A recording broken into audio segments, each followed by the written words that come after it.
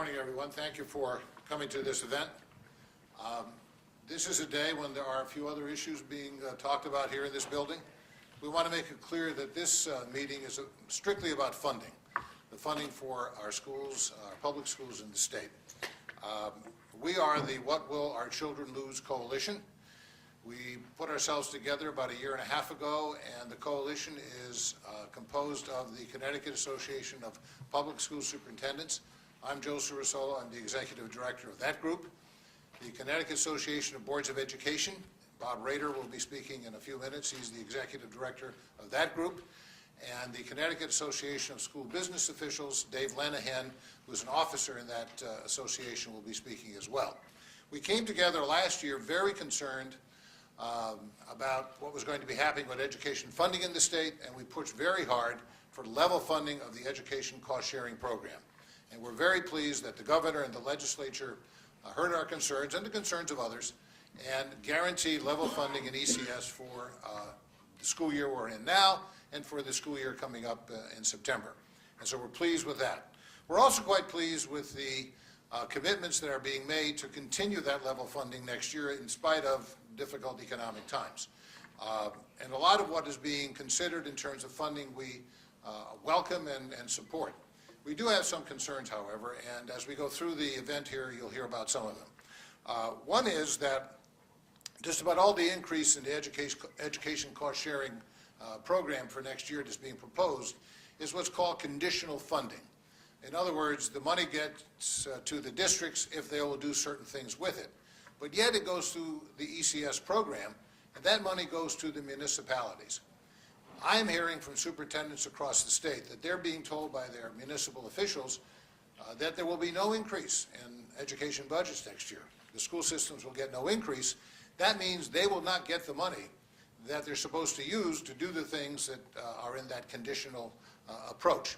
So one of the things that we will be suggesting is that if we really want those things to happen in districts, don't put the money through ECS. Instead, make it a categorical grant, and that will go to the districts, and the districts will have to do the things that are in those conditions that have been suggested. And by the way, those conditions are things that would be good for children.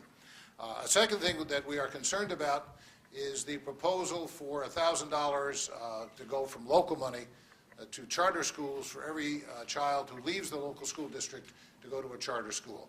We're concerned about that because, frankly, we do not save $1,000 every time a child leaves one of our school systems. All you really save is the money you spend on books and supplies, and that's variously estimated as somewhere around $300.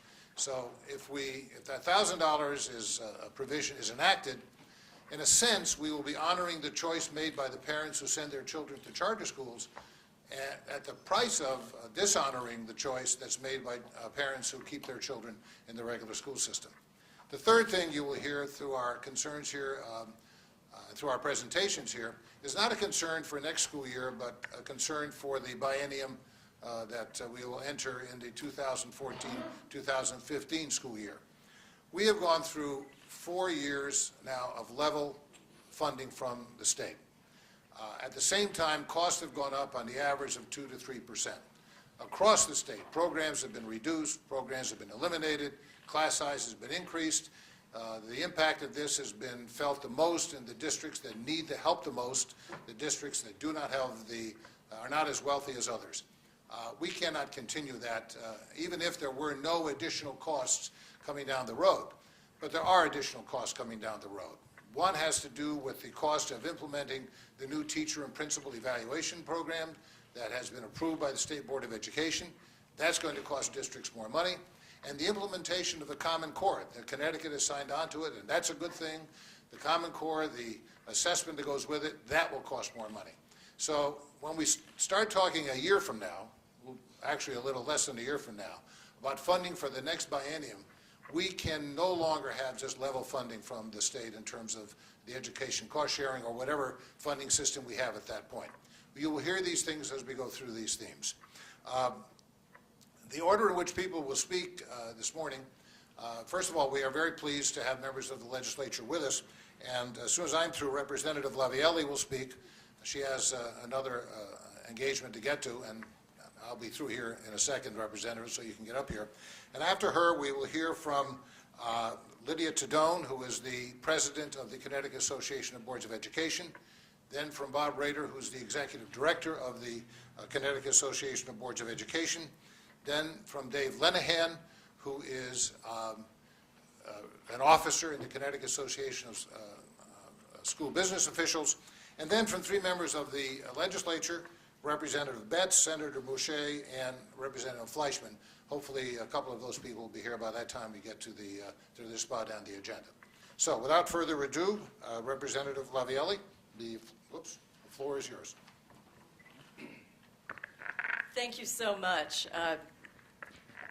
My name is Gail Lavielle, and I am the representative of the 143rd District, which includes parts of Wilton and Norwalk. And I want to thank CABE and CAPS and CASBO for organizing this, and also for letting me breach protocol to run into appropriations while this is going on. Thank you. I'm very lucky because I sort of have a foot in both worlds. I have a city in my district, which is Norwalk, where you have all the issues that are raised in the education bill. And then I have Wilton, which is a very high-performing district consistently over many years. And while the governor's education bill does deal head-on with all of the issues that are causing so many of our underperforming schools to underachieve, it does leave open the issue of how we make sure that our best schools continue to foster continuous improvement.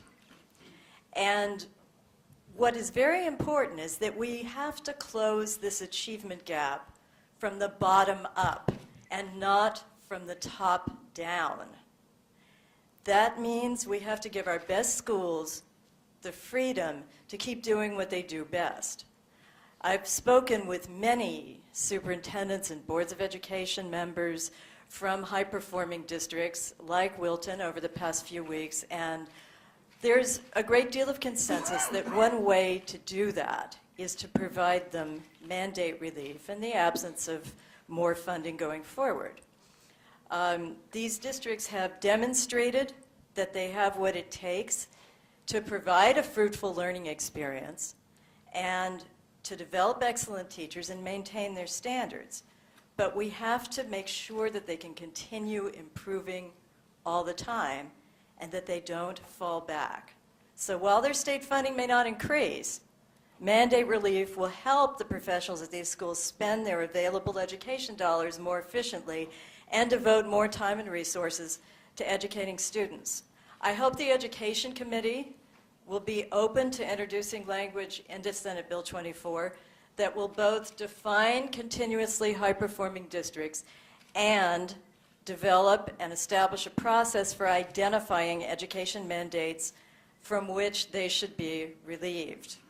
And I look forward to proposing language to do that and to discussing this concept with the entire committee as we continue with the debate on Senate Bill 24. Thank you very much. Thank you, Representative Lavia. Very well put. Good morning. My name is Lydia Tadone. I am chairperson of the Simsbury Board of Education, and also I am president of the Connecticut Association of Boards of Ed. I will be talking this morning about the impact of ECS funding on local boards of education and the continued need for ECS funding. The Connecticut Association of Boards of Education constantly hears from its membership about the challenges each school district faces in meeting the educational needs of our children in the face of significant economic challenges. For the past 3 years, educational cost sharing has been level funded. Though on its face, it seems to be positive, and we appreciate there have been no cuts. Operating costs in our districts have continued to rise at about 3% per year, and budgets have been forced to rise about 1.5% to keep up with such items such as unfunded mandates, health care costs, pension contributions, increased OPED, wages, and fuel costs. The past 3 years have effectively yielded a net decrease in spending on educational programs. We see this increasing class sizes, cuts in teachers, cuts in programs in the arts, sports, and other non-core areas. All districts in Connecticut have been negatively impacted in some way. In my home district of Simsbury, due to last year's state of Connecticut income tax increase, an additional $10 to $15 million flowed to state coffers without much really coming back to the town of Simsbury. Simsbury continues to strive to meet academic needs of our children. We are a long-time open choice district, and we continue to provide seats, including additional pre-K seats coming September 2012. Simsbury Board of Education recognizes the need for all-day kindergarten, even in these economic times. We work very hard just to survive these trying fiscal times. And like so many other districts in Connecticut, we can't continue on this path much longer. Though we are very appreciative of the proposed increases in ECS funding, specifically to troubled school districts, dialogue on ECS reform needs to continue. We look forward to the ECS task force continuing to work on the overall spending formula to ensure adequate funding for public education in all of the districts in Connecticut. Any proposed changes in the ECS funding formula should not penalize districts that are performing well, but should reinforce academics instead and help with the already heavy impact on local property taxes. And what shouldn't come as a surprise is that districts in Connecticut have been and will continue to bear the cost associated with NCLB, No Child Left Behind. We look forward to continuing to advocate for comprehensive improvements in the educational cost-sharing formula, and we will continue to be a voice for the districts who are responsible providing a quality public education for our children. This is not a fight between the state, big cities, and small towns. It's a fight for our children, and if we back away from this fight, it will be our children that will lose. Thank you. Good morning. My name is Bob Rader. I'm Executive Director of the Connecticut Association of Boards of Education, and I wanted to speak this morning because we are concerned not only about what's happening in our schools now, but what's happening and will happen in the future. As Joe has mentioned and Lydia has mentioned, we are very concerned about the effects of inflation on our school districts after years of flat funding and very small increases at the local level. We look at those increases, while some are higher than others, I would say the mid-range would probably be about 2.5%. And I know of districts that are getting much, much less than that.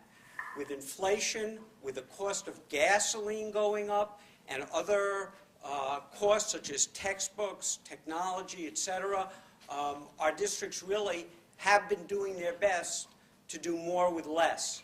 The truth is, though, that less is getting to be way too much less. Second, we've been hearing from our districts about the cost of implementation of the Common Core standards. That's new curriculum that the state, through the State Board of Education, adopted last spring or early summer. The Common Core, we were told when this originally happened, I talked to members of the State Board, and they said, oh, the changes are like 10% of curriculum, maybe 15% in some cases. And it was really a question of where in the curriculum over the 12 years do you put certain aspects of learning. The truth of the matter is, though, that implementation of the Common Core is costing districts and will cost districts even more into the future.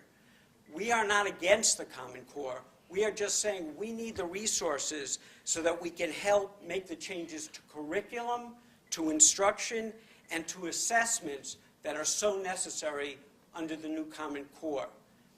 Third thing, and tied into Common Core standards, is the fact that the teacher evaluation system, all that will be talked about today and tenure that will be taught today are all part of a larger system.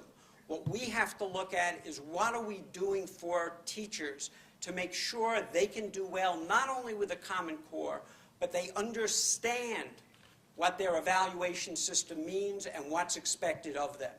This is going to take a lot of professional development of teachers. We have had Commissioner Stephan Pryor talk about not having professional development in some big auditorium, but rather more one-on-one type of teaching. This will cost more for our members going forward, and we cannot live on what was good 2 or 3 years ago. So I thank you, and we look forward to taking questions a little later.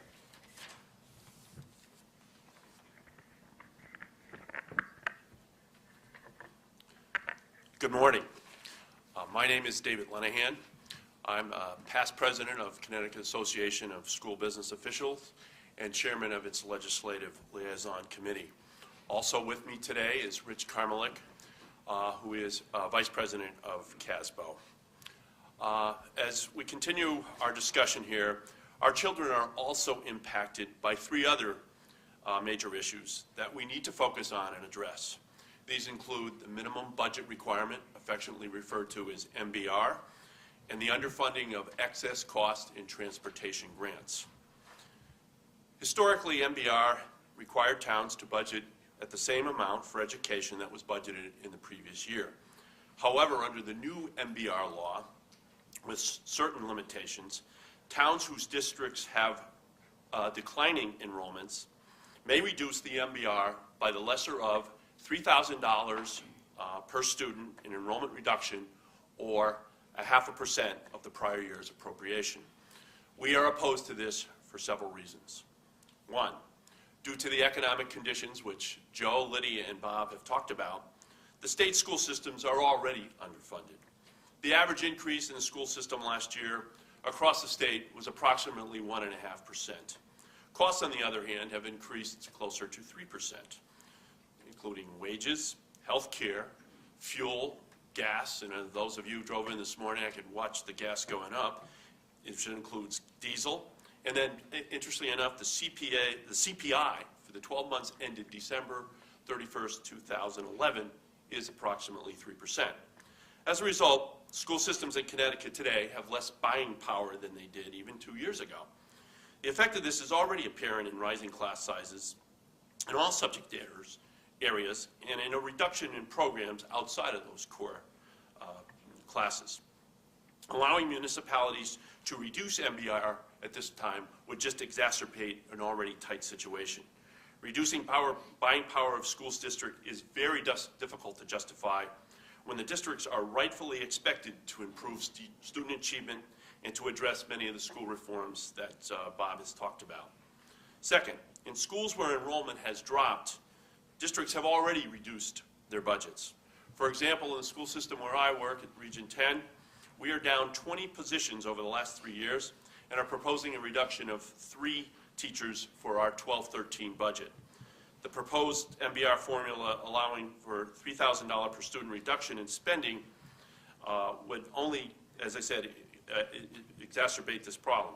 In a vast majority of cases, a school district saves nowhere near the $3,000 for every student decline in enrollment. Enrollment declines often do not occur all in one grade. For example, in an elementary school, a school may lose several students in one grade level but not see any personnel savings. If an average class size in elementary ranges from 18 to 25 and you lose 2 or 3 students, that would not result in a reduction of the teaching force. In addition, there are no related savings for facilities, transportation, and other support services, including custodians and secretaries. As Bob did mention, there would be a small savings in instructional supplies. 3, ultimately, the MBR is a legal requirement that requires municipalities to use the education cost-sharing grant, which Joe has talked about, as an addition to, not instead of, the municipal financial support for education. Reducing the MBR allows municipalities to supplant rather than supplement, and thus the goal of the net effect of increasing spending on education through ECS is not met, and we see these vital dollars spent for non-educational purposes. This proposed change in MBR is both unfair and counterproductive. Regarding excess cost grant provides additional support for some of our most neediest students. These include students enrolled in special education programs. The amount of each school district receives is based on a formula. Historically, the actual grant has been capped at a level well below the state formula. For example, in fiscal year 09-10 and 10-11, this grant was funded at 84% and 78% respectively. Preliminary estimates for this year, 11-12, reflect funding at 77%.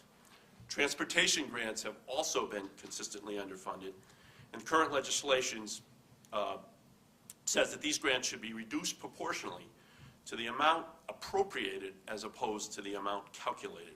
For 9-10 year, it was 40%. For 10-11, it was 36%. And for 11-12, that is expected to be funded at 32%. In summary, all three of these state programs help support school children. When they are not funded at the prescribed levels, our children lose. Governor Malloy's proposed increases in education cost sharing is a good start. We call on the legislature to also ensure that the state fulfills its current commitments in other areas of public education funding. Decisive legislation action is needed to make sure all state commitments are fully funded and that all education funding gets through the maze of municipal budget process and makes it down to where it is needed, spent on educating our children. If not, it will be our children that lose.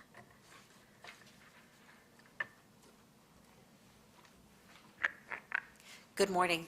My name is Tony Boucher. I'm a state senator of the 26th district, representing 7 towns between the cities of Norwalk and Danbury, previously in the House, where I represented the city of Norwalk as well, and also a product of the Naugatuck school system, kindergarten through 12th grade. I actually started my time in the legislature prior to that on a local board of education and also on the State Board of Education, and currently the ranking member of the Education Committee on Higher Ed. So I have had a close relationship with both CABE and CAPS for a number of years and really have been dealing with this issue in a very personal way. In fact, even at the onset of ECS, which was to equalize education funding for our state and to improve education, particularly in our inner cities, which is a very large concern of ours. However, when we saw this evolve, the cost-sharing formula changed over time, and many towns and cities that were held harmless no longer were and saw an erosion of a lot of their state funding. Currently, a lot of the towns I represent get 1 or 2 pennies for every dollar spent, and our inner cities get upwards of $1.40 per student funding. This is well and good, but we also have seen a widening achievement gap that is great concern, that investment not producing the results that we would like. And in this particular scenario, and dealing with education reform in such a large way is critical, again, in addressing that, but the funding aspect of it is very critical. In my time here, I have seen several controversial bills being proposed by our large cities in an effort to gain the education dollars and making sure Connecticut state funds were going into the classroom, because they were not. And in fact, some of those controversial bills that did not pass included a provision that would require state education dollars to go directly to the education establishment and organization in that city. Believe it or not, that was controversial and did not pass. So I do see an issue here that has been highlighted by CABE and CAPS, and that is if, in fact, this new education reform and new funding formula with ECS is going to require a change in programming, an improvement in education, then those dollars should directly go to those programs that are required to help alleviate the achievement gap. The concern is that if it does not, and it stops along the way as it currently is, a lot of that funding might not get to the classroom where it's intended. So maybe we should be looking at any new dollars being proposed with this new education reform package to go directly to the programs intended for improving education in general. Now, that may be controversial, but I think it's critical during this particular session that we attach those new education dollars to the actual programs that are intended to improve learning in the classroom. So thank you very much for your time. I, again, congratulate CABE and CAPS for coming together and talking about the money aspect of this bill, because that's probably one of the singular most important aspects, as well as things like tenure and evaluation instruments and certification. Thank you so much.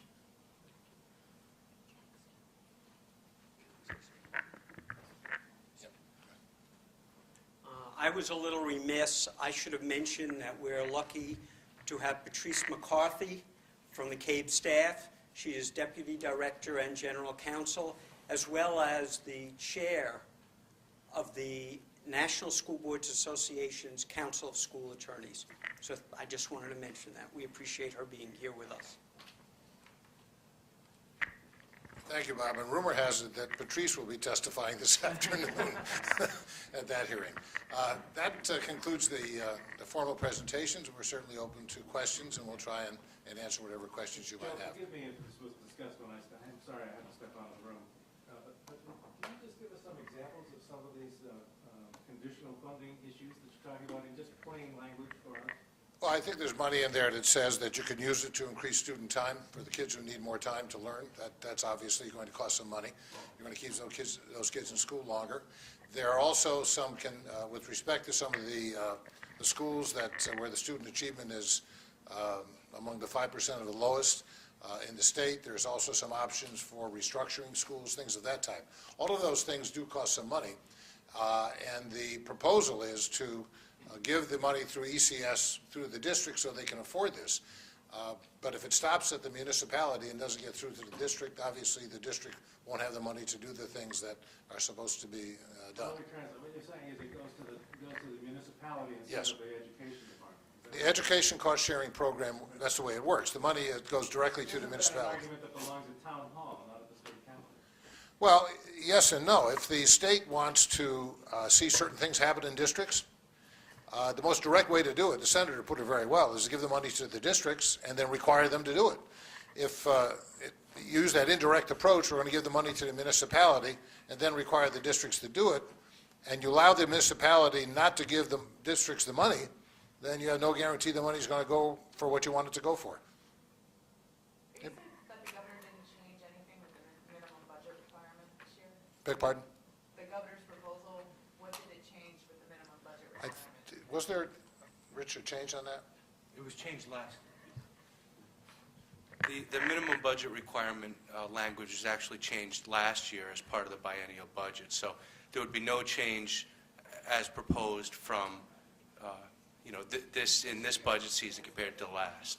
But the major change from the last couple of years has been the ability for towns to reduce Board of Education's budgets by $3,000 per student, or up to half a percentage point of the overall budget. And I'll just give you an example of how this impacts Plainville. Under the governor's proposal, we're slated to receive an additional $180,000 in ECS funding. Now, the way that the MBR is currently written, the town could vote not only to not pass along that increase to the Board of Education, but could also vote to decrease our budget by up to $150,000 compared to the current year that we're in. So we would like to see a change to the MBR because there's no guarantee that any additional money will actually get to education. And is your concern also with next year, not next year in 2013, Right. I'm saying next year in 2014, there's been no guarantee of any level funding past 2013? There's been no guarantee of any funding. And what we're saying is that a guarantee of level funding isn't good enough once we get to 2014, 2015. And I'm not blaming anybody for not talking about it yet, and we have to get through this this year. But we want to alert folks that this coalition is going to be talking starting in the fall, probably, about the need to increase state funding for education in the state in 2014, 15, and the year after that. And when we get to that point, we can get a lot more specific about what the increased costs are going to be about some of the things that have been mentioned, the evaluation system, the Common Core, things of that type. So we don't know how much that's going to cost each district, because the districts have to implement their own evaluation system using the state's guidelines. So Correct. I mean, it's too early in the process to give any kind of reliable cost estimates. But we do know that there's going to be a requirement for training of evaluators. There's going to be, the evaluation system that's been put together cannot function very well at all if we expect one principal with 25 or 30 teachers to do it all by him or herself. So there's going to be some need for additional funds in that regard. With respect to the Common Core, there's curriculum work that needs to be done, there's assessment work that needs to be done. None of that gets done for nothing. Anything else? Okay, anything else anybody up here would like to say? Okay, thank you all very much, and have a good day.